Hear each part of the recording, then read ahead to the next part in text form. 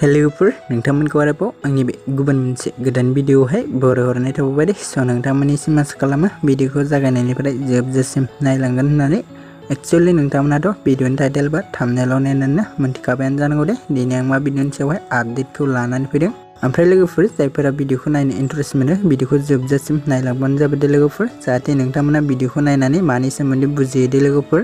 ओमफ्राय लोगोफोर नोंथांमोना बेबायदिनो गोदान मिउजिक भिडिअ आरो आबुं बर' सावथुनफोरनि सोमोन्दै मिथिबाय थानो थाखाय आंनि गोदान चेनेलखौ साबस्क्राइब खालामना लाबानो जाबाय दे लोगोफोर, आरो खाथियावनो थानाय बेलनि आइकनखौबो अल प्रेस खालामना ला दे लोगोफोर, जाहाथे आंनि गोदान भिडिअनि नटिफिकेशनफोरा नोंथांमोननि सेराव थाबैनो सौहैयो दे।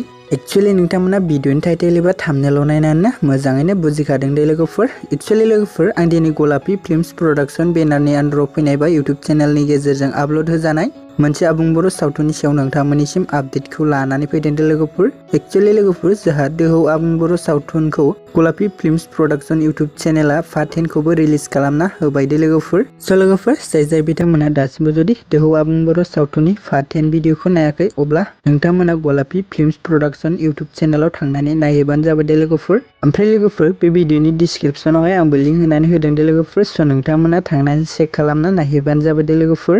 ओमफ्राय लोगोफोर जायफोरा बे भिडिअखौ नायखांबाय अननानै नेगेटिभ कमेन्ट खालामनाङा दे लोगोफोर। स' लोगोफोर बिदिब्ला दिनैनि आपडेटआ बेखिनियानोमोन दे लोगोफोर। ओमफ्राय लोगोफोर नोंथांमोनहा दोहौ आबुं बर' सावथुननि माखासे फैनो गोनां पार्टफोरखौ नायबावनो थाखाय नोंथांमोना गलापी फिल्म्स प्रोडक्शन इउटुब चेनेलखौ थांनानै साबस्क्राइब खालामना लायोबानो जाबाय दे लोगोफोर।